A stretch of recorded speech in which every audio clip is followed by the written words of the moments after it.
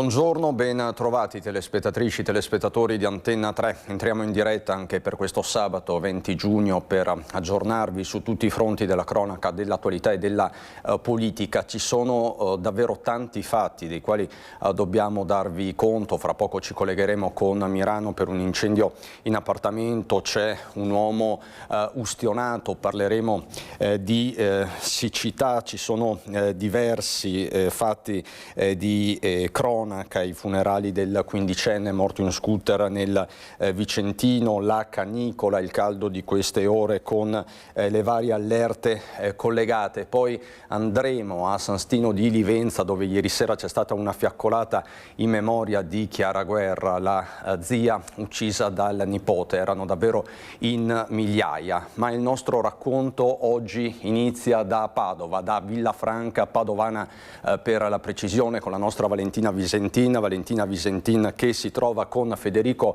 Cibotto e ci racconta di una notte di follia, con un comando che è entrato in azione e ha bloccato addirittura le strade. Buongiorno Valentina. Sì, buongiorno da Villafranca Padovana, siamo nella zona industriale, alle mie spalle ancora i rilievi dei carabinieri nell'azienda di argenteria che questa notte è stata presa di mira da una banda di ladri che voleva tentare il colpo, bloccando addirittura le 4 strade di accesso alla zona industriale con 4 camion che sono stati messi in orizzontale proprio per impedire qualsiasi tipo di passaggio delle 4 strade che collegano i comuni di Mestrino e Rubano a Villafranca Padovana, la zona industriale dove noi ci troviamo. Addirittura un camion è stato posizionato e ha divelto il palo della segnaletica stradale che è finito all'interno del giardino di un'abitazione. I residenti sono poi stati svegliati, ma quando si sono svegliati si sono accorti di quanto è accaduto. I carabinieri hanno chiesto di rimanere all'interno delle proprie abitazioni perché a quanto pare la banda era anche armata. L'intento della banda era quello di svaligiare l'azienda di argenteria che vedete alle mie spalle. Hanno utilizzato un muletto per sfondare la porta di ingresso del capannone, ma non sono riusciti poi ad entrare nel cavò blindato che conteneva appunto il materiale da rubare, e quindi i ladri si sono dati alla fuga a mani vuote. Anche i camion utilizzati ovviamente per bloccare le strade sono risultati stati rubati in un'azienda qui vicino. Sul posto i carabinieri della compagnia di Padova, della stazione di Limena, per i rilievi e per le indagini, e caccia dunque al comando, un comando molto esperto, è stato attento ad evitare le zone videosorvegliate di quest'area densamente ricca di aziende, e quindi si tratta di una banda molto molto esperta. Un colpo fotocopia quelli avvenuti anche qualche tempo fa nella zona del Bassanese, ma pochi giorni fa proprio anche nel Vicentino, quindi le indagini sono concentrate per trovare questa banda specializzata in furti alle aziende. Da Villafranca Padovana è tutto, la linea può tornare allo studio.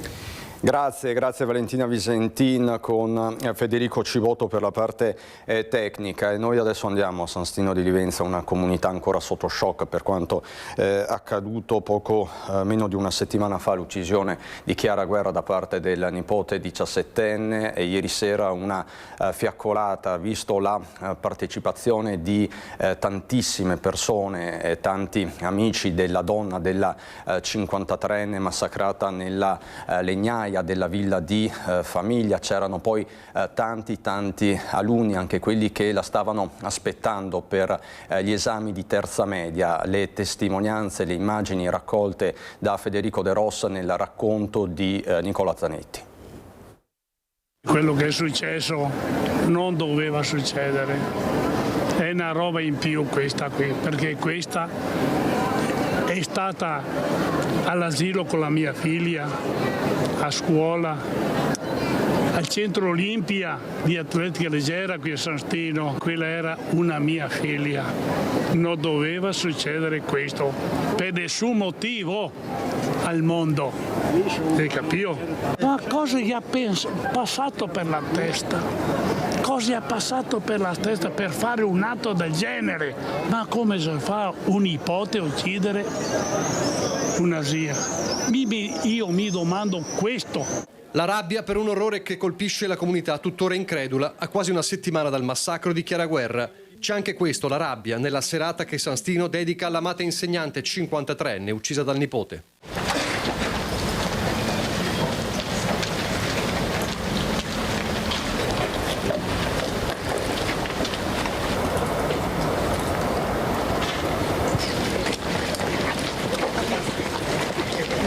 La rabbia e il dolore, il pensiero e l'omaggio, tutto si interseca nella fiaccolata che parte dal municipio, attraversa le strade del paese, si ferma alla scuola media della professoressa e si conclude davanti alla chiesa, dove le candele cominciano a illuminare il tramonto, un tramonto che vive nei cuori di tutti.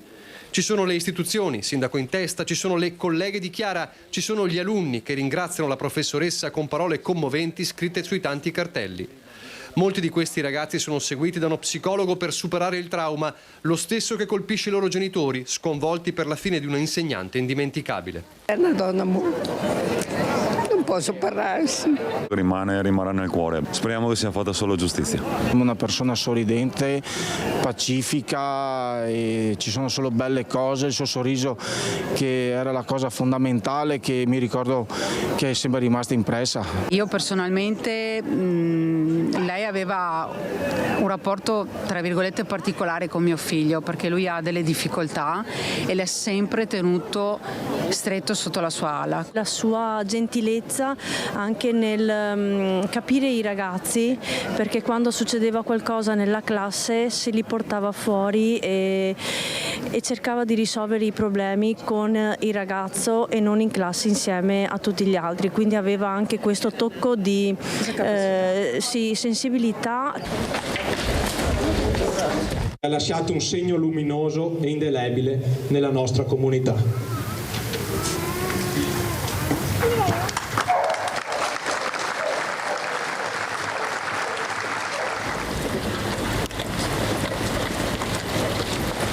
Seguiva i suoi studenti con grande attenzione e con un amore autentico per il loro percorso di crescita.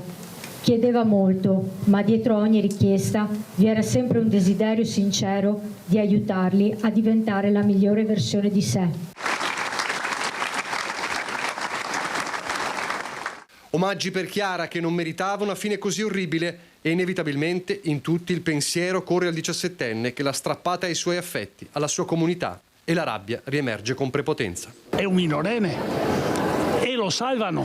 Ricordatevi bene, finché Dio veda luce, quando che un 17 anni fa questo, quello che ha fatto, merita la sua pena. Non è nessuno perché 17 o 18, 19, merita quello che lui ha fatto. Ha ucciso con 30 coltellate, con la carriola, su un sacco l'ha messa sull'evidenza. Non è nessun perdono.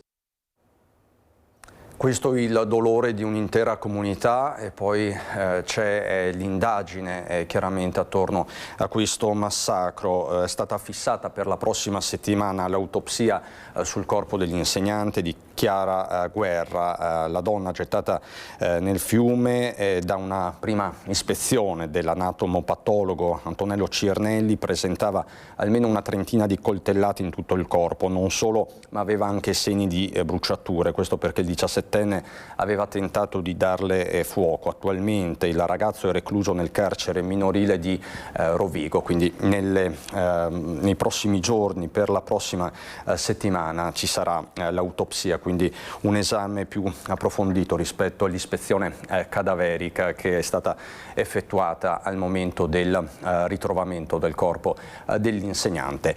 Ora voltiamo pagina e siamo in grado di raccontarvi una storia, un'intervista di fatto in esclusiva, in diretta, della nostra Elena Dal Forno, che si trova a San Vendemiano con Nicoletta Rizzetto per la parte tecnica. Con lei c'è madre Aline. Di madre Aline, delle sue consorelle, si è parlato tantissimo in questi mesi, un vero e proprio caso nazionale. Elena Dal Forno è in grado di farcela sentire in diretta, ripeto, in esclusiva. Elena, buongiorno.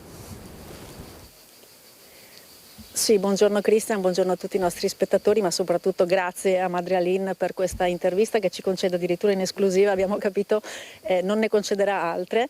Perché? Perché ce l'ha concessa, perché abbiamo costruito un bel rapporto nel tempo, ma soprattutto oggi sono delle persone libere, ci ha accolto dicendoci proprio questo, finalmente libere. Ieri infatti è arrivata la dispensa dei voti da parte del Dicastero della Vita Consacrata. Questo cosa significa? Che oggi loro sono delle libere cittadine, potrebbero addirittura togliere il velo, costruirsi un'altra vita, e invece che cosa succederà, Madre Aline? Invece noi scegliamo ancora una volta di vivere la nostra verginità e la nostra castità per il regno dei cieli. Quindi ancora una volta scegliamo il Signore Gesù e per questo manteniamoci così vestite, ecco, non per dire che siamo appunto suore che partecipano di un istituto di vita consacrata, ma solo per dare un segnale che noi siamo e vogliamo continuare a essere di Gesù. Tra l'altro una vicenda, Madre Aline, che è stata molto commentata sui giornali, che però avrà anche dei risvolti addirittura penali, perché adesso che poi siete cittadine libere avevate già interessato la giustizia italiana, e quindi procederà anche una causa legale contro le persone che vi hanno fatto del male, che vi hanno calunniato e che vi hanno costretto ad uscire dal monastero. Sì, in realtà ci sono già queste cause penali. So che sono in andamento e ci sono state delle indagini e speriamo sempre in bene. Però oggi siete delle persone felici, ci sono qui al monastero 12 persone che vivono in sorellanza, possiamo dire così, in comunità, e addirittura hanno grandi progetti, perché oltre ad aver fatto un'associazione di terzo settore dove vendono i loro prodotti che adesso ci racconterà, hanno aperto dei profili social e stanno preparando, come vedete qui, un orto sinergico per persone con delle difficoltà. Ecco, Madre Aline ci vuole spiegare questo progetto. Sì, in realtà solo faccio una piccola correzione. Qui non è un monastero, è una villa, è la nostra casa, ma al di là di questo, sì, questo è la nascita di un desiderio che fin dall'inizio avevamo, cioè come poter aiutare, continuare a aiutare le persone. Abbiamo individuato che l'ansietà, la depressione sono dei mali molto molto comuni e dalle volte anche lasciato perdere, diciamo così. Quindi come potevamo aiutare? Creando un giardino terapeutico proprio per queste persone. Quindi questo è solo l'inizio, che così è già bello da vedere, ma questo giardino verrà ancora fatto un laghetto, ci saranno aiuole, altre, quindi dove metteremo a disposizione di tutti, ecco, che hanno questa problematica per poter stare meglio. Così come noi stiamo bene, vogliamo anche che gli altri possano star bene. Tra l'altro ci raccontava Madre Aline che questa è una casa, una villa, che è stata lasciata da un benefattore ormai 1 anno e mezzo fa quasi, che loro hanno completamente ristrutturato, rivoluzionato e messo, diciamo, in sicurezza, eccetera. È una casa letteralmente presa d'assalto dalla comunità che vi vuole bene, che vi aiuta, che vi cerca. Sì, grazie a Dio c'è sempre tanta gente che ci è accanto, vicino, che ha capito la nostra situazione, ma soprattutto hanno visto qual era la nostra volontà. E la nostra volontà è di aiutare, quindi le persone hanno capito questo, tanti già ci conoscevano e quindi solo hanno continuato a frequentarci. Non fate più il prosecco come facevate di lì a San Giacomo, che cosa fate oggi, Madre? Sì, oggi noi non facciamo niente di alcolico, quello che facciamo sono biscotti su richiesta, miele balsamico, una spremuta di aloe con oli essenziali e poi anche gli oli essenziali. Questi oli vengono dall'Amazzonia, della mia terra, ecco, quindi sono contenta anche di poter condividere con tutti. Bene, se non ci sono domande, Cristian, noi ringraziamo Madre Aline e la lasciamo alle sue incombenze, che sono veramente tante, perché è una villa che richiede tanto lavoro. Ti ringrazio, grazie davvero Elena Dal Forno con Madre Aline per la parte tecnica. C'era Nicoletta Rizzetto, lo ripeto, un'intervista in esclusiva, si è parlato tanto di queste suore negli ultimi mesi, nella giornata di ieri è arrivata per l'appunto la dispensa, ma Madre Aline ha detto ai microfoni di Elena Dal Forno che continuerà di fatto una vita monastica. Staremo a vedere, non si escludono chiaramente ulteriori colpi di scena. Dicevamo poi del caldo, dell'allerta di queste ore, è un'allerta gialla, c'è un bollettino anche del centro della protezione civile del Veneto. È chiaro che a soffrire di più in questi giorni, in queste ore, sono gli allevatori, gli agricoltori. Ci colleghiamo per questo con Mirko Cavallin. Siamo nel Bassanese, a Bassano del Grappa, tra l'altro il Brenta è già in fortissima difficoltà idrica. Buongiorno Mirko. Buongiorno Cristian, con Edoardo Paris alla parte tecnica, con me il presidente di Coldiretti Vicenza Pietro Guderzo, che è anche titolare di questa azienda agricola in località San Michele alle porte di Bassano. Ci siamo messi all'ombra dove sono già gli animali per il loro benessere. Qui abbiamo già superato già un'ora fa a Bassano i 30 gradi. Ieri Bassano è stata la seconda località più calda di tutto il Veneto, nonostante insomma siamo vicini alle colline, un po' di ventilazione c'è. Partiamo dal tema acqua, appunto, poi vedremo anche le immagini del Brenta quasi in secca. Si dice, Presidente, che noi dovremmo bere 2 litri di acqua al giorno almeno. Anche gli animali hanno bisogno d'acqua, poi per produrre latte. Che consumo fa un animale dei suoi?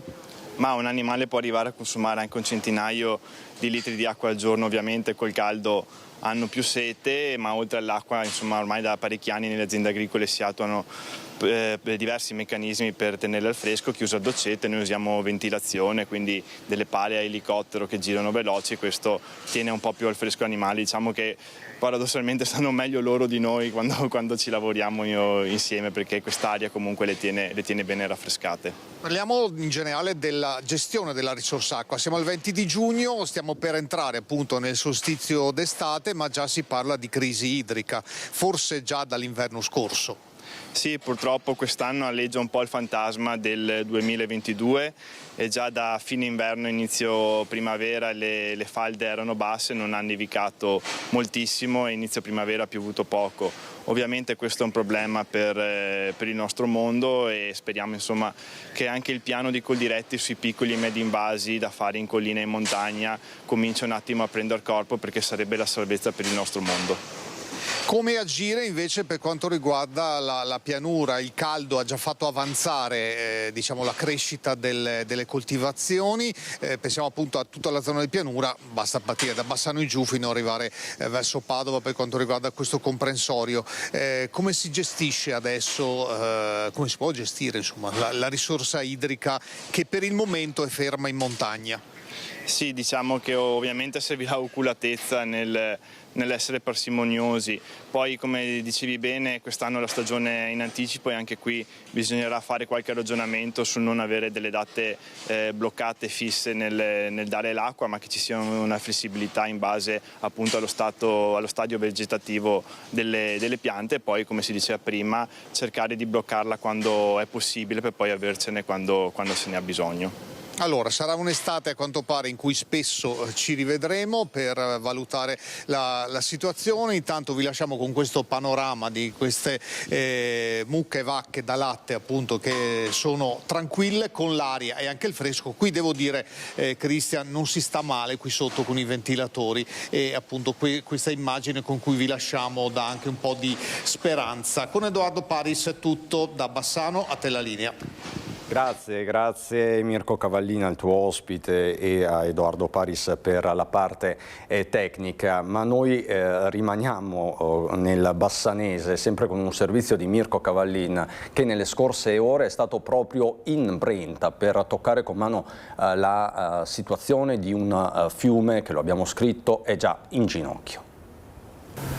Potrebbe sembrare un paesaggio lunare, invece è il letto del fiume Brenta, sotto il ponte che collega Nove a Cartigliano. Ci troviamo esattamente sulla sponda sinistra del fiume, la poca acqua presente e invece scorre verso la sponda destra. Una situazione davvero già preoccupante nella seconda metà di giugno per il mondo agricolo e una situazione complessa da gestire per gli uomini del consorzio di bonifica. L'irrigazione in questi giorni già torridi viene gestita con attenzione e non senza difficoltà. L'acqua nei bacini montani per il momento è trattenuta. Per accordi presi dal 1 luglio si può iniziare a svasare il Corlo, per cui fino al 1 luglio noi dobbiamo gestire e utilizzare l'acqua del Brenta e del Cismon. Cosa stiamo facendo? Stiamo ottimizzando il più possibile e chiedendo a tutti di fare molta attenzione. L'utilizzo va fatto in maniera giusta e qua. Rispetto al 2022 come le sembra? Ma è un po' più critica perché effettivamente non c'è più neve, le falde da molto tempo continuano a diminuire e di conseguenza bisogna mettere in atto, e come Consorzio Brenta lo stiamo facendo, tutte delle azioni per poter essere un po' tranquilli nei prossimi anni.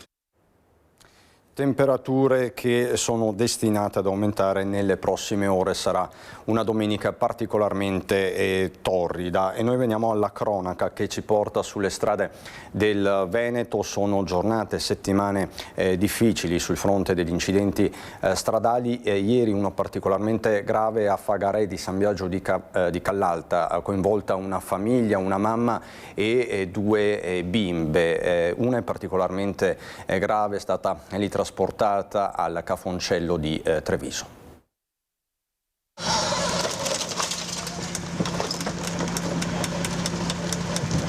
Ho provato a frenare, a fare di tutto per evitarle, ma mi sono trovato la macchina contro. Sono le parole dell'autista del TIR. Erano tutte e tre a bordo della C3 azzurra, mamma e le due figlie di 10 e 8 anni. Stavano percorrendo via Postumia a Fagarè in direzione Ponte di Piave quando, per cause ancora in fase di accertamento, si sono scontrate contro un camion che proveniva dalla direzione opposta. Un frontale tremendo, le lamiere dell'auto incastrate nel paraurti del camion, un impatto che ha richiesto l'intervento del SUEM 118. 2 le ambulanze arrivate e l'elisoccorso che ha trasportato all'ospedale di Treviso la bambina di 8 anni rimasta gravemente ferita. Ferite ma in modo più lieve anche la madre 34enne e la sorella di 10 anni, portate anche loro al Cafoncello. Sono il proprietario del mezzo. Qui insomma è un segno per capire anche lei cosa... Sì, no, più che altro segno di vicinanza chiaramente dell'operatore, del nostro operatore, ma non ho visto niente, non posso dire niente. Avete sentito il boato, qualcosa? No, niente, no. Abbiamo sentito solo i vigili di fuoco. Dalle prime ricostruzioni pare che la causa dell'invasione non sia stata un sorpasso azzardato, più probabilmente una distrazione e un malore, ma la dinamica è ancora al vaglio della polizia locale sul posto con i vigili del fuoco. Ho lasciato la macchina qui e vado in ufficio a piedi. Vigili urbani che si sono occupati anche di mettere in sicurezza l'area in una strada trafficata come lo è via Postumia, disagi per il traffico, deviazioni e lunghe code fino alla rimozione dei mezzi.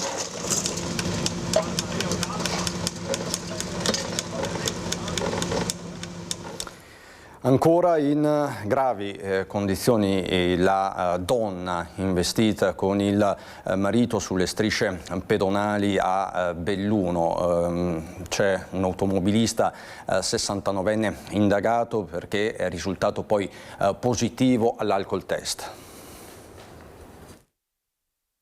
È risultato positivo all'alcol test il bellunese classe 1957 che ieri attorno alle 19:30 lungo Viale Europa a Belluno ha falciato una coppia di coniugi mentre attraversavano le strisce pedonali che collegano l'ospedale San Martino con il comando provinciale dei Carabinieri.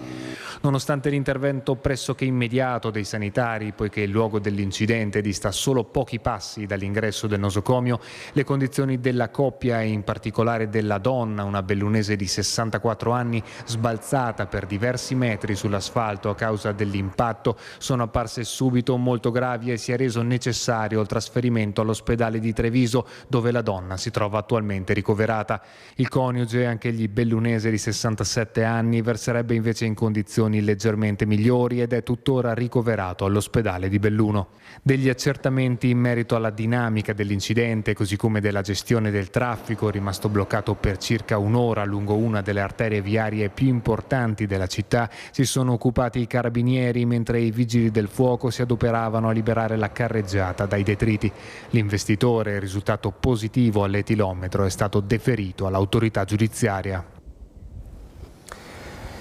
Tra l'altro questa mattina, ma ve ne daremo conto nel corso di questa prima edizione, ci sono stati i funerali di Filippo Cortivo, il quindicenne morto nei giorni scorsi in sella al proprio scooter a Orgiano. Quindi nel corso dell'edizione vi daremo conto appunto di questa mattinata, dell'ultimo saluto al quindicenne. Intanto a Venezia un gondoliere è rimasto ferito dopo aver perso l'equilibrio a bordo della sua imbarcazione, riportando un trauma cranico e una temporanea perdita di conoscenza. È stato soccorso da un collega che ha allertato il SUEM e trasportato in ospedale in codice rosso per accertamenti. Secondo le prime verifiche l'incidente non sarebbe stato causato da una collisione ma da un'onda anomala generata dal passaggio di un mezzo acqueo nei pressi della stazione di San Simeon, vicino alla stazione di Santa Lucia, dove la gondola era ormeggiata. Il fenomeno sarebbe stato amplificato dalla bassa marea e dalla cosiddetta restia, un moto ondoso tipico della laguna che può creare onde improvvise e instabili.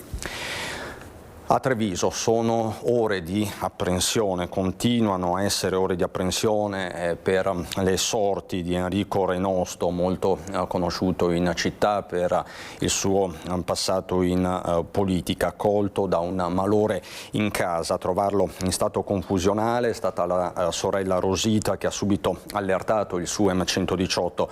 L'ex consigliere 47enne continua a lottare tra la vita e la morte al Cafoncello di Treviso. La situazione è ancora molto grave, sta lottando tra la vita e la morte, quindi dobbiamo solo aspettare e sperare che vada tutto al meglio, protetto da mamma Paola, che ci ha lasciati l'anno scorso. È uno squarcio nell'intera comunità di Treviso il messaggio che ci arriva da Rosita, sorella di Enrico Renosto, l'ex consigliere comunale di 47 anni, ricoverato in terapia intensiva all'ospedale Cafoncello di Treviso. Nel tardo pomeriggio di ieri, Rosita si è recata nella camera del fratello in via Ronchese, dove vive con il padre, per capire come mai non avesse mangiato a pranzo e dopo averlo svegliato ci ha spiegato di averlo trovato in uno stato confusionale, non riusciva a parlare e per questo ha subito chiamato l'ambulanza. Dopo una serie di accertamenti gli è stata riscontrata un'importante lesione alla testa con emorragia in corso, motivo per il quale è stato immediatamente operato. Treviso è ora appesa a un filo della speranza per uno dei volti più noti e ben voluti dell'intera comunità, come Umberto, proprietario da oltre 30 anni del bar di quartiere, che l'ha visto crescere, a fatica riesce a parlare. È un compagno di classe e amico anche di mio figlio e mi dispiace proprio, un po' di magone, e mi dispiace anche per la sua famiglia, mi dispiace veramente.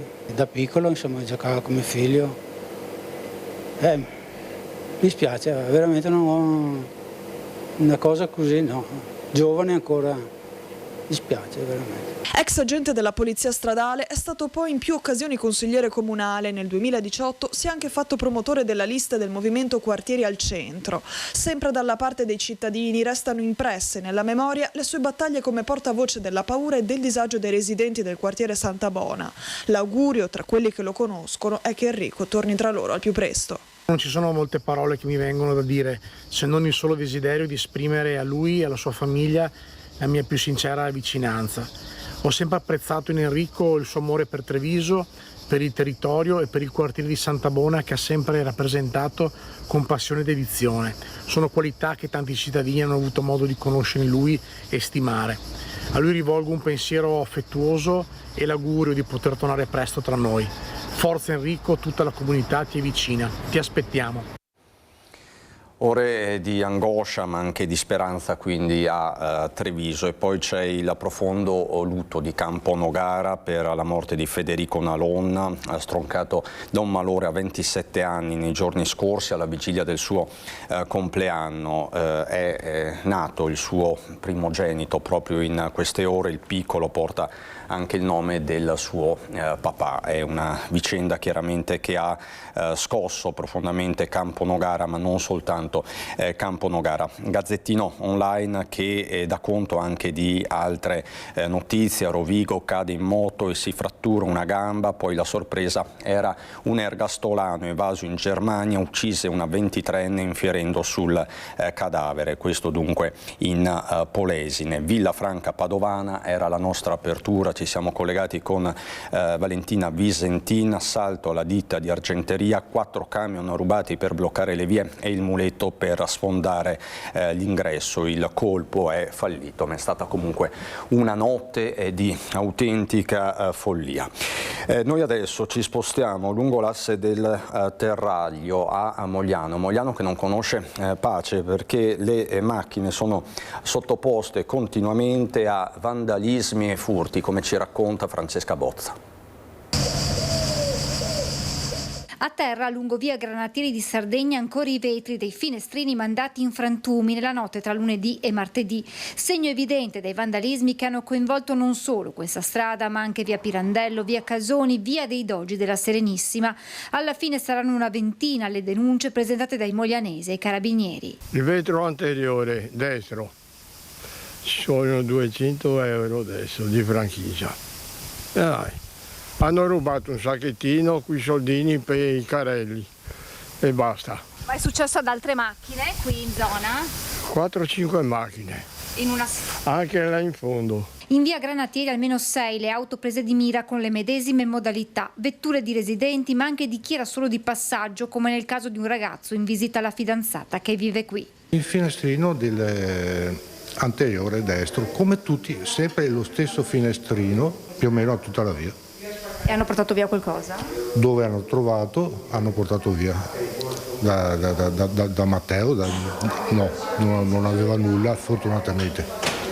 Quindi furti o vandalismi secondo lei? Vandalismo sicuramente, a scopo di furto. Pochi metri più in là, in via dei Dogi della Serenissima, altro raid, anche qui i vetri a terra nel parcheggio vicino al parco. Due auto. Hanno solo fatto vandalismi? Solo vandalismo, sì, perché alle 3 di mattina ho aperto la porta e fatalità sono scappati. La sensazione è che si sia trattato di vandalismi ad opera forse di giovanissimi. Ragazzetti, sì, ragazzetti, vandali, ecco, sanno cosa fare.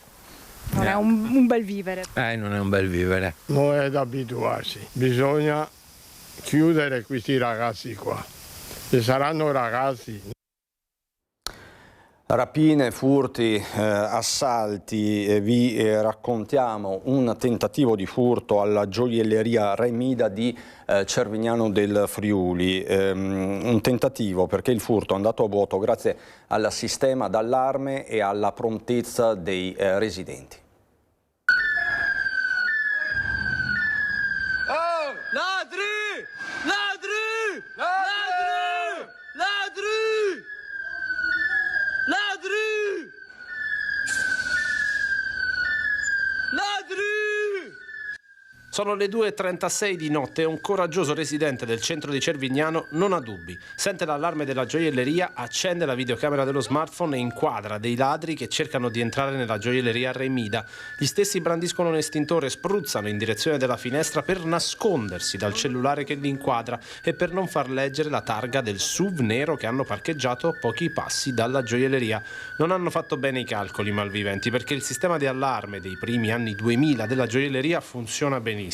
E tra l'altro mette in allerta i vicini carabinieri, oltre che i poliziotti che pernotano solitamente all'hotel lì vicino. La rete dei residenti funziona così come quella delle telecamere e il colpo va a vuoto. I malviventi sono scesi, hanno cercato di forzare la serranda laterale della gioielleria Remida, come si può vedere molto bene dai segni, una forzatura importante che però ha fatto scattare l'allarme, un allarme che tra l'altro ha subito svegliato i residenti nelle ore notturne, una rapina sventata, tanto spavento abbiamo captato anche negli esercizi commerciali nei dintorni per quanto avvenuto questa notte qui a Cervignano. Alla fine per la famiglia che gestisce la gioielleria è un sospiro di sollievo, al di là dei danni alla serranda e delle incombenze burocratiche del giorno dopo. I ladri non riescono a portare via nulla e desistono, scappando poco prima dell'arrivo delle forze dell'ordine. Diletta, la titolare della gioielleria Remidia, viene svegliata nel cuore della notte dalla chiamata dei carabinieri.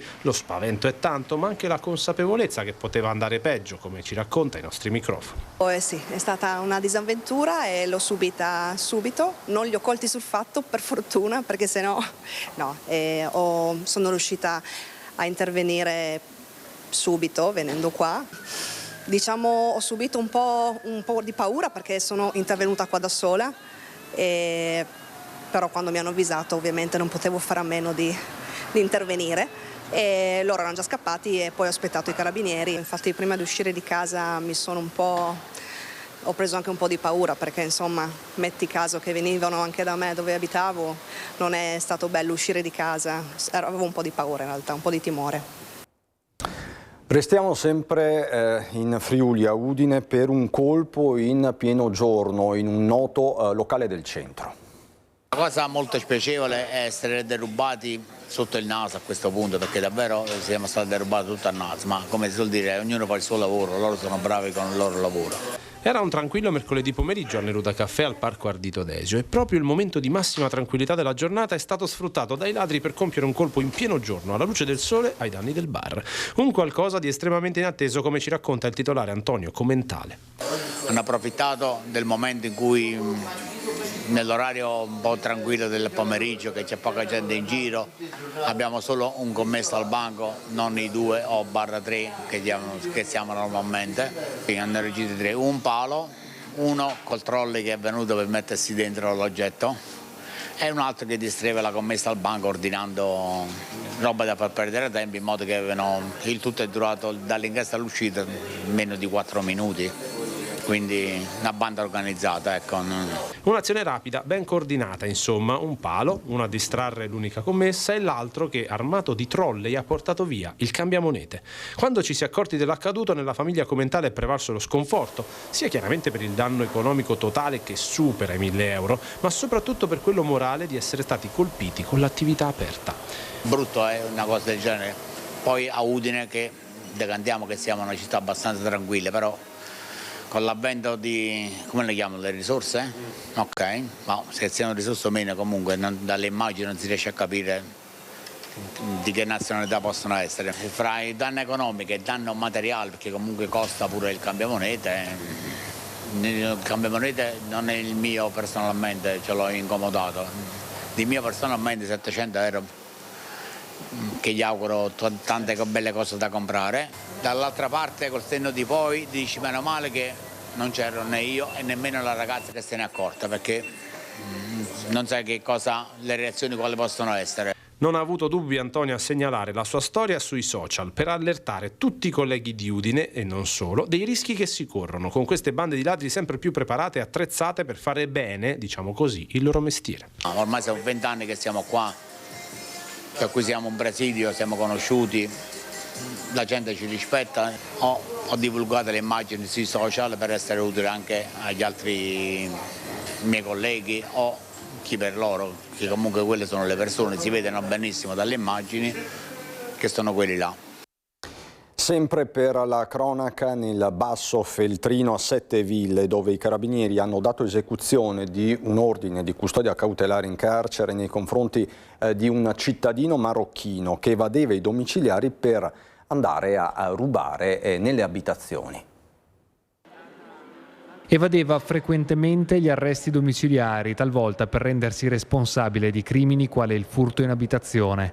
È stato arrestato il 18 giugno dai carabinieri di Sette Ville su disposizione del GIP del Tribunale di Belluno un uomo di nazionalità marocchina che dallo scorso dicembre si trovava in stato di arresto dopo essere stato colto in flagranza di reato a seguito di numerosi furti di autovetture e in abitazioni commessi tra i comuni di Feltre e Sette Ville.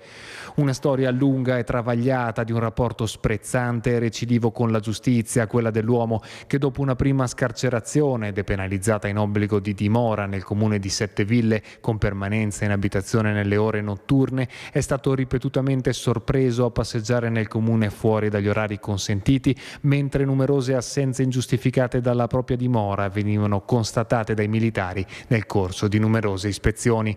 Trasgressioni culminate non più tardi di una ventina di giorni fa, quando l'uomo si è reso responsabile di un nuovo furto in abitazione perpetrato proprio nel comune di Setteville, una reiterazione di condotte illecite e di violazioni delle prescrizioni imposte che ha reso necessario il trasferimento in carcere, dove l'uomo si trova attualmente a disposizione dell'autorità giudiziaria. Vi aggiorno, fra poco riusciremo a portarvi a Mirano per l'incendio che si è sviluppato nottetempo in un appartamento con un uomo che è rimasto ustionato. Avremo tutti gli aggiornamenti da parte di Ilaria Marchiori e Sandro Ponchio. Sempre nel veneziano la polizia ha arrestato un uomo per detenzione di ingente quantità di materiale pedopornografico. Coordinata dalla Procura di Venezia, l'indagine del Centro Operativo per la Sicurezza Cibernetica del Veneto ha portato ad una perquisizione personale domiciliare informatica che ha accertato la presenza di oltre 360 file pedopornografici nella disponibilità dell'indagato, poi arrestato in flagranza di reato. Con la truffa del finto carabiniere aveva rubato a 2 anziani preziosi e ben 7 pistole per un valore complessivo di 15.000 euro. È stato riconosciuto e arrestato un uomo, un truffatore, un ladro, e questo in stazione a Mestre. La polizia lo ha intercettato e arrestato alla stazione ferroviaria di Mestre con ancora addosso il bottino che aveva rubato qualche ora prima a 2 anziani. Poco prima la coppia aveva denunciato al commissariato di Marghera di essere stata vittima della truffa del cosiddetto finto carabiniere e di avere subito il furto di monili d'oro, preziosi, denaro contante e anche diverse armi da fuoco. L'uomo, già noto alle forze dell'ordine, è stato arrestato in flagranza di reato per truffa aggravata e porto abusivo di armi comuni in luogo pubblico. I poliziotti lo avevano individuato grazie alla descrizione delle vittime. Dentro il suo zaino sono stati recuperati ori preziosi, collane di perle, orologi e le 7 pistole trafugate. In tutto il valore complessivo della merce si aggira attorno ai 15.000 euro. Arrestato dopo quasi 10 anni di fuga all'estero un 38enne albanese identificato durante un controllo da parte degli agenti della polizia stradale a Longarone. Era rifugiato all'estero da quasi 10 anni il 38enne di nazionalità albanese, identificato dagli agenti della polizia stradale lo scorso 14 giugno nei pressi di Longarone. L'uomo, che assieme ad altre 2 persone viaggiava a bordo di un SUV di colore nero, era destinatario di un ordine di carcerazione emesso nel 2017 dalla Procura di Treviso per reati legati al possesso di chiavi alterate e grimaldelli, porto di armi e oggetti atti a offendere e resistenza a pubblico ufficiale, per un cumulo di pena pari a 1 anno di detenzione. Il controllo dei dati operato dagli agenti di polizia ha permesso di risalire rapidamente ai trascorsi dell'uomo, che da quasi 10 anni si era spostato fuori dai confini dello Stato, presumibilmente per sottrarsi alla detenzione, e per i quali è stato tratto in arresto e condotto alla casa circondariale di Baldenic per scontare la pena. Era ai domiciliari per stalking, nonostante questo continuava ad uscire di casa e perseguitare la ex, quindi senza soluzione di continuità. Per questo un uomo è stato arrestato a Villafranca Padovana. 3 condanne per stalking non lo hanno fermato e continuava a minacciare la sua ex. I carabinieri di Limene hanno arrestato un uomo di Villafranca Padovana che era agli arresti domiciliari, ma continuava ad evadere per perseguitare la donna che l'aveva lasciato dopo 8 mesi di relazione a causa della sua gelosia ossessiva. L'uomo in passato aveva avuto altre 3 condanne per molestie rivolte alle precedenti partner. A maggio era finito i domiciliari dopo aver perseguitato con atteggiamenti aggressivi, assillanti e vessatori l'ultima fidanzata che l'aveva lasciato. Messaggi a tutte le ore del giorno e della notte sul telefono, via social, ai parenti e agli amici della donna, foto minatorie con le fedi nuziali e minacce. Si presentava sotto casa, appostandosi, lasciando mazzi di fiori e biglietti o aggredendola nel parcheggio del centro commerciale dove lei lavorava o seguendola quando usciva con gli amici. La donna, angosciata, aveva denunciato tutto alle forze dell'ordine che hanno disposto gli arresti domiciliari. Lo scorso 13 giugno però l'uomo era evaso di casa nuovamente, così il giudice giudice ha disposto l'aggravamento della misura ed è stato trasferito al Due Palazzi.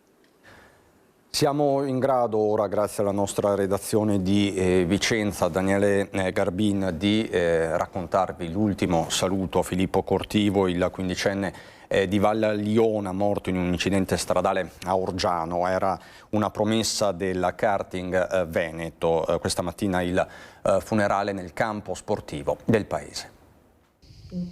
A Spiazzo di Valliona erano quasi 2000 le persone arrivate da tutto il nord-est, anche con i pullman, per salutare per l'ultima volta il quindicenne Filippo Cortivo, morto a seguito delle ferite riportate in un incidente stradale ad Orgiano, centrato in pieno sul suo scooter da un'auto che procedeva a forte velocità. E l'alta velocità era amica invece per Filippo, che correva nel campionato Rotax Junior di karting, con risultati agonistici di tutto rispetto che facevano di lui una promessa per il futuro agonistico. Al campo sportivo gremito di Valliona, in lutto cittadino, c'erano i suoi compagni di squadra e i principali rappresentanti delle scuderie del nord-est. Il tuo viaggio non si è interrotto, ha solo cambiato direzione. Saluta le stelle per noi e piega forte tra le nuvole. Ciao Pippo. La mia chiesa era la pista di go-kart, il profumo dell'asfalto, ma Gesù era lì, con me. Era un pezzo del mio team. I suoi compagni dell'Istituto Masotto, il suo kart, la sua moto, il suo cane, la sua famiglia, la mamma Elina e papà Flavio, che hanno voluto celebrare questo evento come fosse una festa al paddock di gara, con tanto di stappo dello spumante al termine della gara. Particolarmente toccanti le parole della sorella Chiara pronunciate durante il lancio di palloncini bianco-rossi tra la commozione generale. La mattina, quando papà mi ha portato all'ospedale, ho varcato quella porta e ti ho visto lì distrutto dalla vita. Il mondo mi è crollato addosso per la seconda volta e quello che ho provato è indescrivibile. Ci ho messo mezz'ora per farmi coraggio e dirti: ciao Filippo, sono Chiara, tua sorella. Sono qui a fianco a te. Spero che tu mi stia sentendo, ne sono sicura. Ringrazio tutti a nome di Filippo perché se lo merita. È una sua festa, è giusto farla così. Grazie a tutti.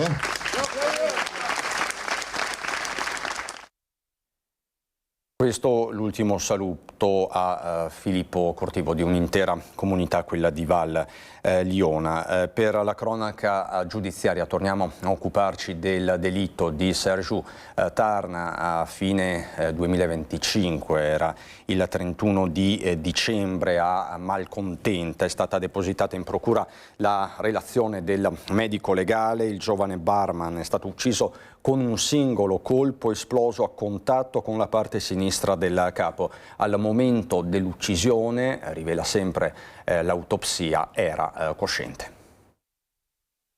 Un singolo colpo di arma da fuoco esploso a contatto con la parte sinistra del capo, uno sparo secco che ha provocato una morte quasi immediata nell'arco di pochi secondi. L'orrore dell'assassinio del barman 25enne Sergiu Tarna è tutto nelle 92 pagine depositate in procura a Venezia dalla specialista in medicina legale Giorgia Franchetti, relazione ora a disposizione anche della difesa dei due indagati. Da un lato l'ex agente di polizia locale Riccardo Salvagno, rappresentato dall'avvocato Guido Galletti, dall'altro l'amico Andrea Vescovo, difeso dal legale Fabio Crea. Ci sono delle evidenze che ovviamente da quel punto di vista confermano, al di là di aspetti di natura soggettiva, ma dal punto di vista della qualificazione, così come emergente dall'esame autoptico, chiaramente una qualificazione di volontarietà dell'omicidio. Ed è qui che si gioca la partita, perché finora l'ex vigile ha parlato di un colpo accidentale partito dalla sua pistola d'ordinanza, di una reazione istintiva, non di un'esecuzione. La dinamica che viene descritta e finanche astrattamente accertata sotto un profilo medico-legale non si pone in una netta contraddizione con le dichiarazioni rese da Salvagno. Per la difesa di Salvagno, quindi, le modalità dello sparo hanno quantomeno una lettura duplice. possono deporre per un colpo ravvicinato sia compatibile alla dinamica descritta dal Salvagno, sia compatibile ad una dinamica che vedeva la vittima in una posizione di subordinazione. Ecco, non parlerei di una esecuzione a sangue freddo. Il colpo di pistola, l'unico colpo di pistola sparato quasi a contatto, e quindi questo consentirebbe di fare una valutazione in questo senso, a prescindere da altre considerazioni che riguardano l'elemento soggettivo e che sono oggi sotto valutazione di natura psichiatrica per entrambi gli indagati. Quanto alla vittima, riferisce l'autopsia, era cosciente al momento del decesso, per quanto presentasse tracce di alcol, cocaina e altre sostanze nel sangue, con il luogo dell'uccisione che coinciderebbe con quello del rinvenimento tra i campi di Malcontenta di Mira a fine dicembre 2025. Ora si attende il parere degli psichiatri, restano molti tasselli per ricostruire il movente, dall'esistenza di un video hot del quale Salvagno non voleva la diffusione a un giro di sostanze stupefacenti. Siamo in grado ora di documentarvi con Ilaria Marchiori e le immagini di Sandro Ponchio quanto successo nella notte in via Goldoni a Mirano, un incendio in abitazione, un uomo che è rimasto ustionato. Ilaria Marchiori. È stata un'intensa notte di lavoro per i vigili del fuoco di Mirano, che sono dovuti intervenire ieri dopo le 19 per un incendio divampato in un'abitazione di via Carlo Goldoni. Le fiamme hanno avuto origine, come si vede dalle immagini, dal piano mansardato e si sono rapidamente estese alla copertura in legno dell'edificio, rendendo necessario un massiccio intervento dei soccorritori. Uno dei vicini di casa ci ha addirittura raccontato di aver visto prima uscire del fumo, ma inizialmente non si era nemmeno più di tanto preoccupato. Ha chiamato comunque per sicurezza i vigili del fuoco, non riuscendo a trovare delle persone che fossero qui nei pressi di questa abitazione, e ha detto che in 7 minuti le fiamme sono divampate. I vigili del fuoco sono arrivati in brevissimo tempo con squadre da Mestre Mira e i volontari di Mirano, con l'impiego di un'autopompa, 2 autobotti e un'autoscala, e hanno lavorato fino alle 5 di questa mattina per spegnere le fiamme. Fortunatamente la persona che vi era all'interno, il proprietario, non ha avuto gravi conseguenze, è rimasta lievemente ferita, ma è stata comunque portata in ospedale per le cure del caso. Le operazioni di spegnimento hanno potuto comunque evitare che le fiamme propagassero anche nelle abitazioni vicine. I danni sono consistenti, ancora da capire l'origine dell'incendio, su cui stanno lavorando naturalmente i tecnici competenti con i vigili del fuoco. Qui da Mirano è tutto, io restituisco la linea allo studio.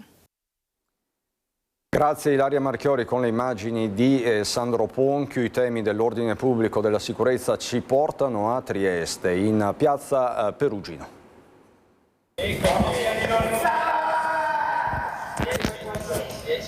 Piazza del Perugino preda di maranze e spacciatori. Anche nelle ultime 2 notti Polizia di Stato e Carabinieri impegnati nella gestione dell'ordine pubblico. Questo video è relativo all'altra sera, controlli straordinari disposti dalla Questura che, come anticipato dalla nostra emittente, ha dato un giro di vite in vista del periodo estivo. E infatti anche l'altra notte è stata sequestrata della droga. Focus sulle piazze calde di Trieste, dove avvengono risse e spaccio di stupefacenti. In questo Piazza del Perugino è sempre protagonista. Anche fino alle prime luci dell'alba di oggi i maranza imperversavano con schiamazzi e insulti all'indirizzo dei residenti che dalle finestre chiedevano un po' di pace per dormire. La bella stagione è appena iniziata, il timore è che episodi di questo tipo possano essere sempre più frequenti in tutta la città, ma Piazza del Perugino ha una storia a sé. Traffico di stupefacenti con spacciatori al dettaglio, le forze dell'ordine lo sanno e infatti gli interventi di controllo ormai non si contano più. Si segnalano anche ripetuti passaggi nei bar della zona con il cane antidroga e interventi notturni per stroncare il traffico.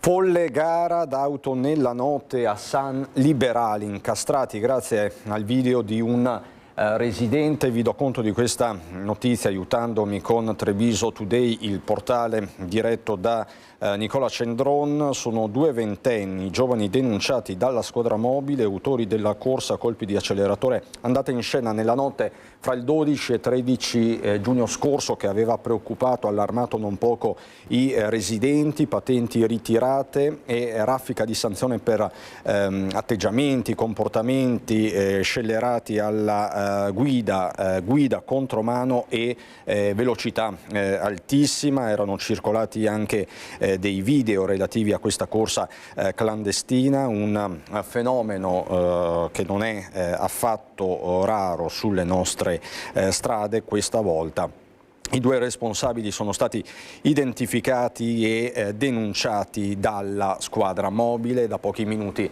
è uscito il comunicato, questa la notizia riportata da Treviso Today. Ci fermiamo per qualche istante di pubblicità, ritorniamo con la cronaca e poi c'è tutta la pagina alpina con il nostro Lucio Zanato che si collegherà da Gemona, dove gli alpini sono già migliaia e sono pronti al grande sfilamento di domani. Qualche istante di pubblicità e rientriamo.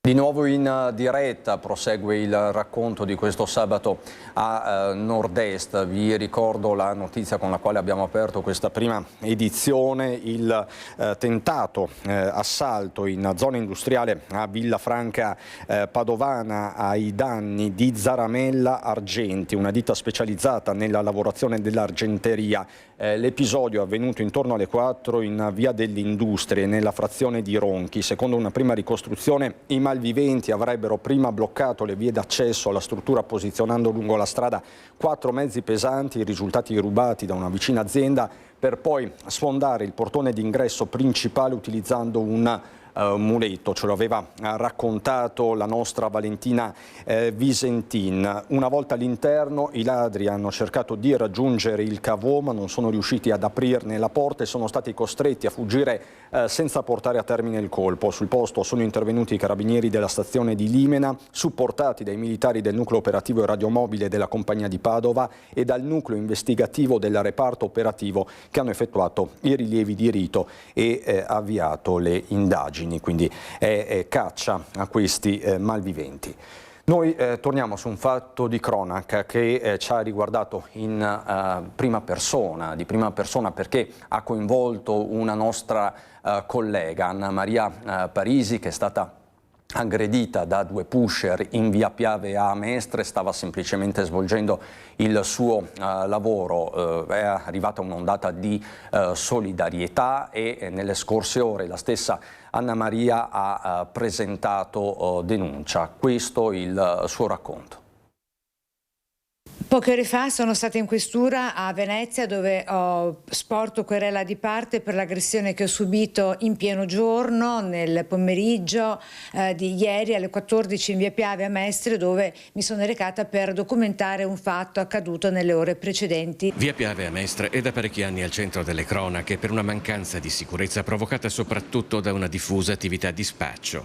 Ma difficilmente prima d'ora si era assistito in pieno giorno a minacce e intimidazioni come quelle subite dalla nostra collega Anna Maria Parisi, colpevole semplicemente di avere ripreso una strada. 2 uomini di origine presumibilmente nordafricana si sono avvicinati intimandomi di non fare riprese e uno dei 2 in particolare ha cercato di strattonarmi e di immobilizzarmi bloccandomi con le spalle al muro e cercava di impossessarsi della telecamera e per questo mi strattonava anche delle borse. Ho cercato riparo presso un negozio, la pasticceria che si trovava proprio lì nei paraggi, perché uno dei 2 era veramente aggressivo e mi sono molto spaventata. Poi è arrivata la polizia locale.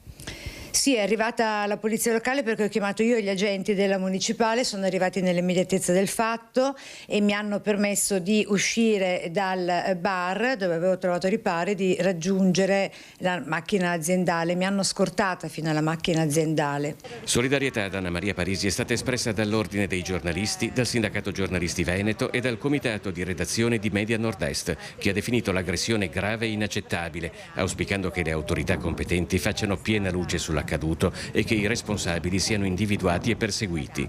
Un messaggio di sincera vicinanza e solidarietà è arrivato anche dal presidente della regione Alberto Stefani. Una giornalista è stata aggredita, ha scritto Stefani, mentre esercitava quel diritto-dovere di informare che rappresenta uno dei pilastri di ogni società democratica. Bisogna reagire. Oggi gli strumenti ci sono, ho già scritto al Ministro rispetto a questa situazione perché non è l'unica e non è la prima e non devono essercene altre. Bisogna intervenire su via Piave con determinazione e chiarezza. Messaggi di vicinanza ad Anna Maria Parisi sono arrivati anche dal sindaco di Venezia Simone Venturini, dall'ex vice sindaco e consigliere regionale Andrea Tomaello e da Giuseppe Saccà del Partito Democratico di Venezia. Solidarietà e un abbraccio alla giornalista Anna Maria Parisi di Antenna 3 è stata espressa dal sottosegretario di Stato Andrea Morelli, responsabile Dipartimento Editoria della Lega. Massima solidarietà è stata espressa anche dal segretario generale della CGIL di Venezia Daniele Giordano e dal segretario generale della CISL del Veneto Massimo Paglini, che si auspica un impegno comune per respingere ogni forma di violenza e di imbarbarimento della società. L'attualità con una richiesta che ci porta nel Vicentino, lo ricorderete, il maltempo del 17 aprile dello scorso anno con i sindaci per l'appunto dei comuni alluvionati della Valle del Lagno e Arzignano che fanno pressing sulle istituzioni, chiedono di fatto lo sblocco dei contributi.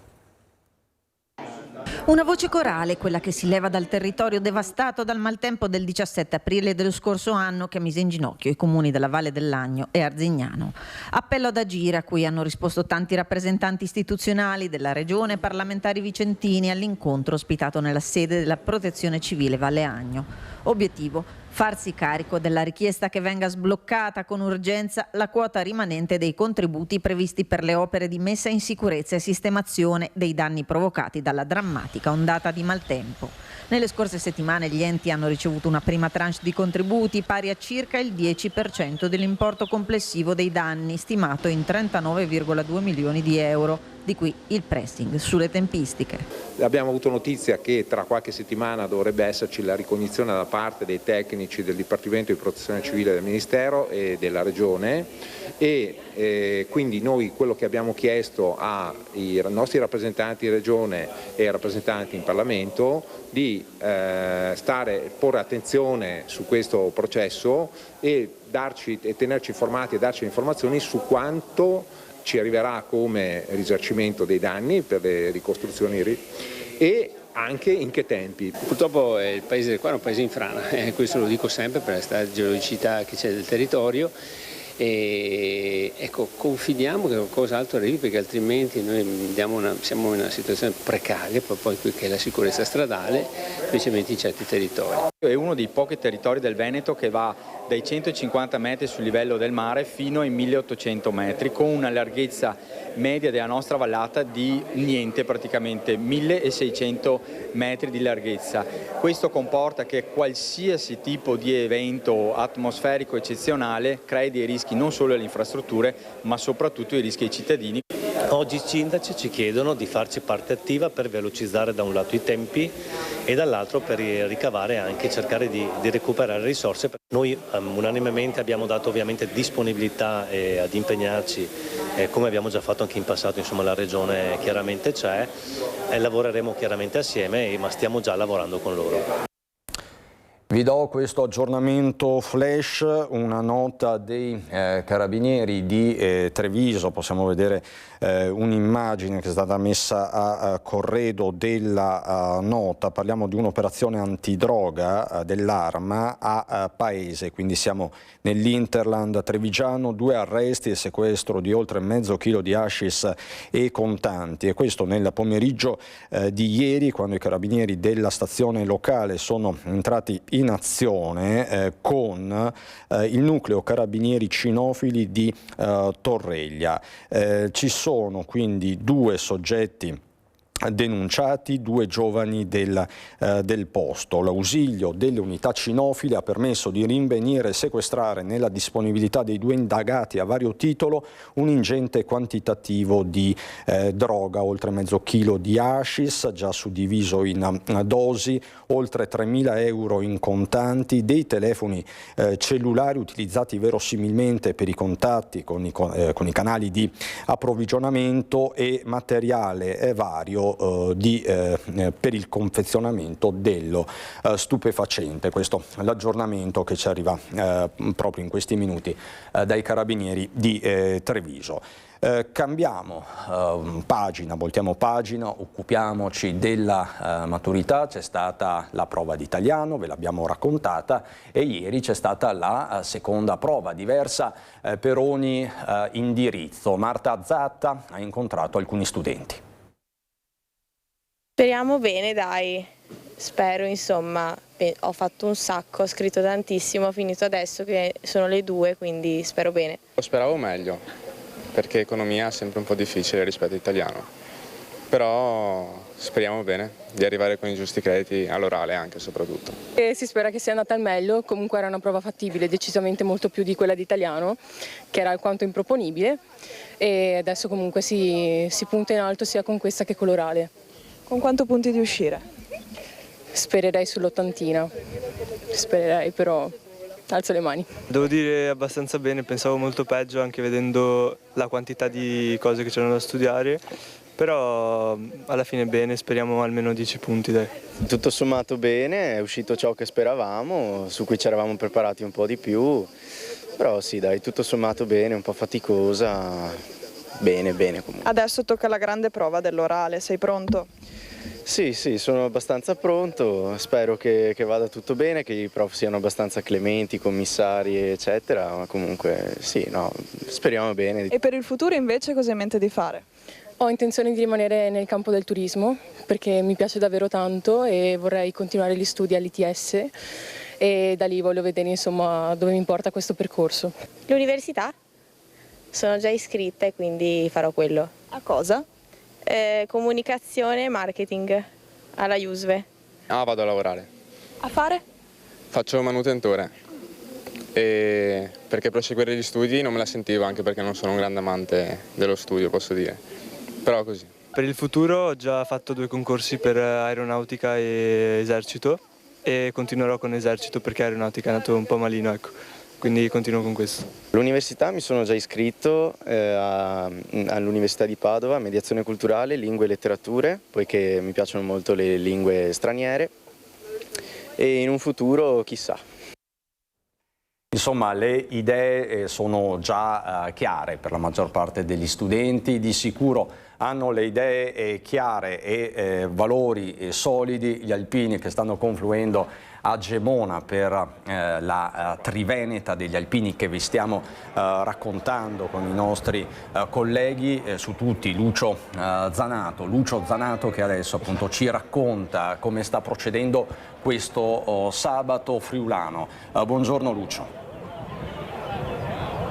Buongiorno, intanto ti regalo un'immagine di Gemona dalla parte vecchia, cioè noi siamo qui nel belvedere, chiamiamolo, della città vecchia, ed è una dimostrazione di come la città, come dire, abbia vissuto, digerito, passatemi questo termine, un momento tragico come il terremoto. Dov'era e com'era, Gemona è così oggi. Ma parliamo di alpini, ne parliamo con Alessandro Cenedese, vicepresidente della sezione alpini di Conegliano, che l'anno scorso ha passato il testimone proprio a Gemona. E quindi a questo sabato chiediamo un giudizio. Abbiamo passato bene questa stecca? Abbiamo passato, è stato un bel passaggio, passato a una sezione fantastica che sta lavorando molto bene, sta organizzando molto bene. Qualcuno dice ma ci sono poche presenze, non è vero, presenze ce ne sono, perché alla differenza di Conegliano, che Conegliano erano tutti raggruppati in centro e si vedevano perché erano tutti qui, Gemona, c'è Gemona Alta, c'è Gemona Bassa, ci sono le località località fuori, pertanto gli alpini sono un po' sparsi, ma alpini ce ne sono, perché io girando che ieri sera alpini ne ho visti. E anche questa mattina, quando abbiamo fatto la diretta, abbiamo trovato dappertutto, ne abbiamo trovati tantissimi, e soprattutto tantissimi trevigiani, tantissimi dalla Marca. Abbiamo visto San Pietro di Feletto, abbiamo visto anche, diciamo, abbiamo raccontato le macchine speciali, le chiamiamo così, però devo dire, allora intanto oggi abbiamo seguito anche le cerimonie ufficiali, 9:30 alza bandiera, partenza, insomma.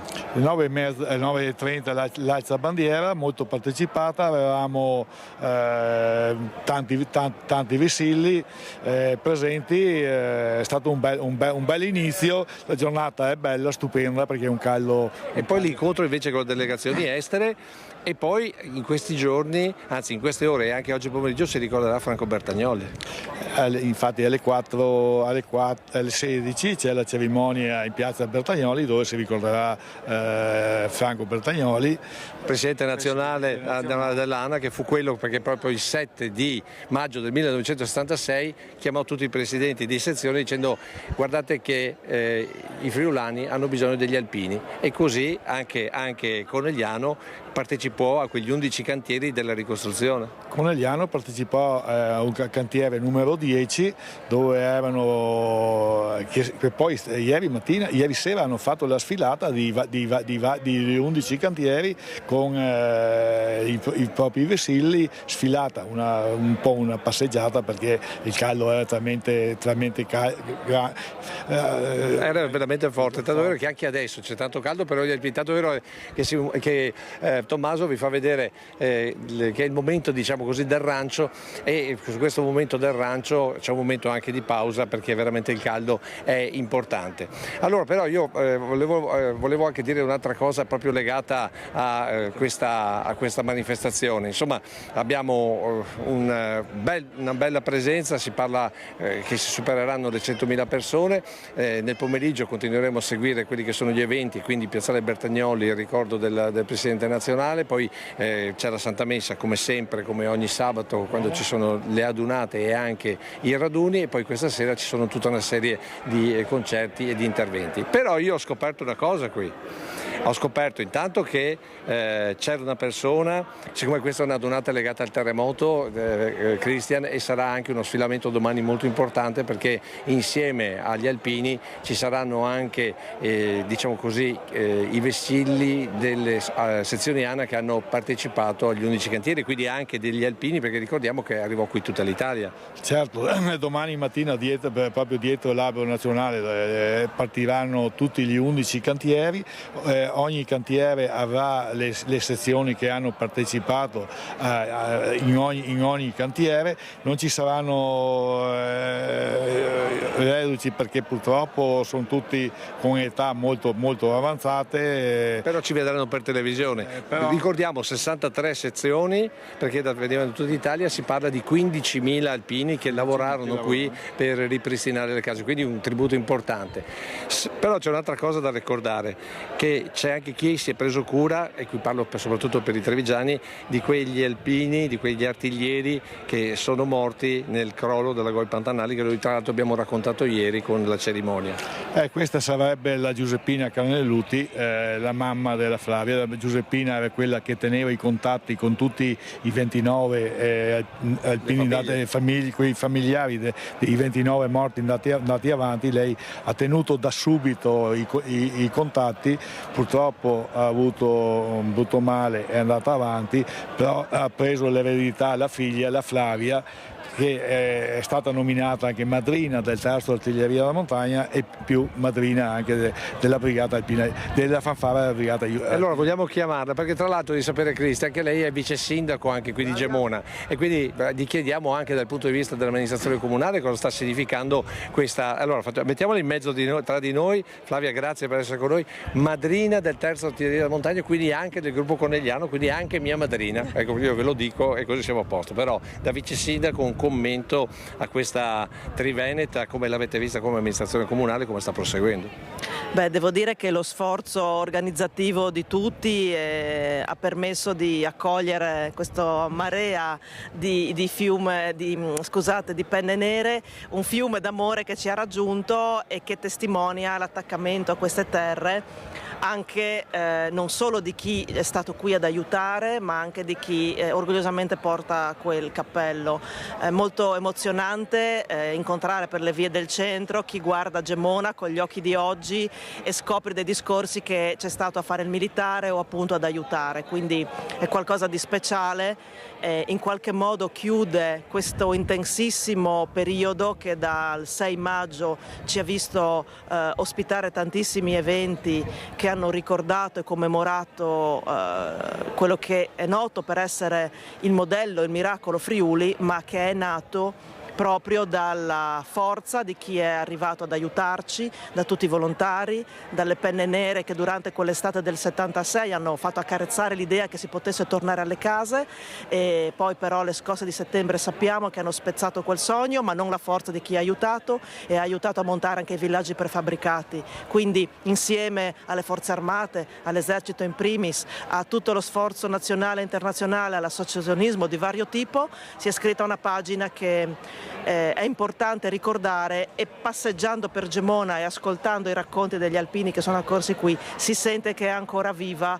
e che tutte quelle emozioni non sono perdute, anzi sono qualcosa che in qualche modo permeano questa terra, quindi tanta emozione e tanta gratitudine. Questa terra, questi uomini, queste donne, perché io la sento questa emozione quando lei racconta. Beh, sono figlia degli anni immediatamente successivi al terremoto, quindi per famiglia, avendo mia mamma sempre tenuto i rapporti fra Brigata Alpina Iulia, familiari e commilitoni dei caduti, in quanto mio papà quella sera era in caserma a Gemona, era un artigliere del Conegliano, ma ha anche perso quella notte i miei nonni che avevano 54 anni, mia zia di 21, il piccolino di 3, quindi il terremoto è una convivenza da tutta la vita, come dire l'elefante nella stanza purtroppo a casa, però ringrazio che anche se c'è questa presenza dolorosa di chi appunto ha avuto tanti lutti e tanto dolore, mi ha anche trasmesso valori importanti, e quindi nel mio piccolo, con tutta l'umiltà di chi è nato dopo, cerco di trasmetterli e raccontarli anche attraverso questo libro che ho in mano, che grazie all'esercito, al quinto reparto, insieme all'ente editoriale per l'esercito abbiamo realizzato con il coautore, il colonnello Romeo Michele Tomassetti, già comandante del terzo da montagna, e che raccoglie le testimonianze di chi era lì quella notte, però fa anche un lavoro di ricerca ed esegesi delle fonti. Dobbiamo ringraziare l'Archivio Storico dello Stato Maggiore dell'esercito per averci messo a disposizione questi documenti importantissimi insieme a fotografie, e che ci danno uno spaccato di quello che era allora anche l'Italia, qual era anche il piano delle emergenze che si è attivato immediatamente e che ha permesso a Zamberletti, quando è arrivato qui, di trovare già un ordine nel disordine, e non è una cosa da poco, ma anche permesso di organizzare tutto quell'aiuto che era arrivato da fuori e che non era banale riuscire a convogliare nella maniera giusta. Quindi quando si parla di nascita della protezione civile lo si fa a buona ragione, e qui abbiamo cercato di spiegare anche questo e anche dare rilievo all'aiuto di tutte le forze armate. Fanno rabbrividire i numeri: 322.000 giornate lavoro dell'esercito, 7.000 della marina, 5.000 dell'aeronautica, per non parlare di tutto quello che è arrivato dall'estero, anche da oltre Cortina di Ferro, in una coesione, in una fluidità, in un'organizzazione che oggi ancora sorprende. Vedendo le fonti veramente ancora sorprende, eppure è andato tutto bene e quel modello si ricorda ancora. E quindi è giusto ricordarlo in un libro che deve diventare un momento di memoria. Io ho terminato il tempo, Cristian, so che sono andato a lungo, ma secondo me valeva la pena sentire questa testimonianza direttamente qui da Gemona, dove il raduno Triveneto diventa anche il raduno per ricordare appunto il terremoto. Lucio, io ti chiedo invece di rimanere ancora un attimo collegato, perché vorrei che fossi tu a dire che cosa ci aspetta qui su Antenna 3 a livello di programmazione, perché noi staremo in diretta da qui fino a domani sostanzialmente. Sì, allora dunque saremo qui in diretta, praticamente dopo i telegiornali ci ricollegheremo qui da Gemona, e con i colleghi di TV12 di Tele4 continueremo a raccontare questa giornata, una giornata che poi sarà caratterizzata con il ricordo di Franco Bertagnolli, che abbiamo già citato, presidente nazionale ANA, che fu il primo ad organizzare gli alpini, però non gli alpini in arme, ma gli alpini che erano già in riposo o in congedo, e chiedendo alle sezioni di portare qui appunto questi alpini. Sono appunto 63 sezioni, 15.000 alpini che vennero qui per dare una mano per ricostruire ad esempio i tetti, anche se poi a settembre appunto questo sogno crollò con l'ennesimo terremoto, ma poi si ripartì di nuovo grazie a questa volontà. Poi ci sarà la Santa Messa, che c'è sempre ogni volta che c'è una nazionale o un raduno triveneto, e poi comincerà la serata. Ci sono ben tre spettacoli che noi cercheremo di seguire. In Duomo una rassegna di cori, una corale, al teatro invece la consegna e il ricordo delle 63 sezioni negli 11 cantieri, e poi anche uno spettacolo al Parco del Drago, se non sbaglio, con una serata davvero unica per quanto riguarda le emozioni e la musica. Tutto questo lo seguiremo fino a tarda notte, perché poi come dire, ci sarà la festa che non dimentichiamo mai di seguire fino alla mezzanotte, e poi dalle 7:15 domani mattina saremo nuovamente in diretta. E attenzione, avremo un collegamento anche dal treno che parte da Treviso alle 6.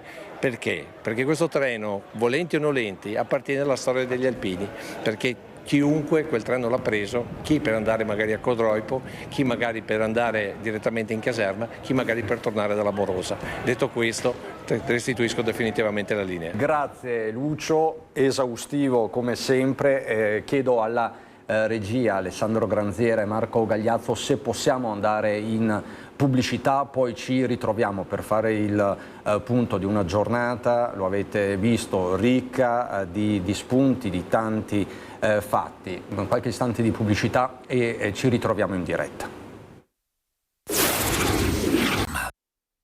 Di nuovo in diretta, siamo alle battute conclusive. Io vi mostro questo video, uno dei tanti che sono stati fatti ieri sera a Villa Guidini, a Zero Branco, per il mega concerto del fenomeno pop del momento Tony Pitoni. Ve l'abbiamo raccontata la vigilia perché si è trattato di un grande evento, 10.000 persone, è scattato anche un piano per la sicurezza, abbiamo avuto nostro ospite anche il sindaco reduce da un vertice in prefettura, è stato spettacolo, tantissime persone e tanti video che sono diventati virali in queste ore sui social, il fenomeno pop appunto del momento a Zero Branco. Però ne abbiamo per tutti i gusti, perché questa sera c'è un importante appuntamento al Teatro Comunale del Monaco con la Golden State Youth Orchestra, che arriva in Europa a Treviso con il suo prestigioso tour concertistico internazionale. Parliamo di una formazione composta da giovani musicisti di altissimo livello, provenienti in particolare dalla California. L'orchestra è ampiamente riconosciuta per la sua qualità, le sue esecuzioni. Il concerto è realizzato a sostegno dell'Associazione Trevigiana La Musica di Angela, ETS, che finanzia progetti di musicoterapia, una realtà che spesso vi presentiamo. Ci sono ancora dei posti disponibili e c'è l'appello del sindaco Mario Conte. Sabato 20 giugno al Teatro Mario del Monaco un appuntamento da non perdere. Torna l'associazione La Musica di Angela, che anche quest'anno ci regalerà uno spettacolo straordinario. Quest'anno addirittura porteranno un'orchestra giovanile che arriverà dalla California, un'orchestra straordinaria fatta di giovani, tantissimi giovani, che accenderanno l'entusiasmo della nostra città e del nostro teatro. Il tutto con uno scopo benefico, quello dell'Associazione Musica di Angela, che vuole portare la musicaterapia nei reparti ospedalieri dove i nostri bambini stanno attraversando un periodo di difficoltà fisica. Quindi mi raccomando, vietato mancare al Teatro Mario del Monaco con la Musica di Angela. Questo è l'invito del primo cittadino. Siamo alle battute conclusive, ci aiutiamo con i siti, con il Gazzettino.it per fare il punto di giornata. Caldo torrido nel weekend, 8 città da bollino rosso, allerta per Bolzano, Trieste, Verona e Venezia. Lo stato d'attenzione in Veneto è fino a lunedì, quindi ci saranno temperature davvero roventi. Poi la notizia a Camponogara il lutto di una comunità intera per Federico Nalon, stroncato dal malore a 27 anni alla vigilia del suo compleanno. È nato proprio in queste ore il suo primogenito, il piccolo porta anche il nome del suo papà. Prima edizione che abbiamo iniziato con la notte folle vissuta a Villafranca Padovana, con questo comando che è entrato in azione, voleva svaligiare un'argenteria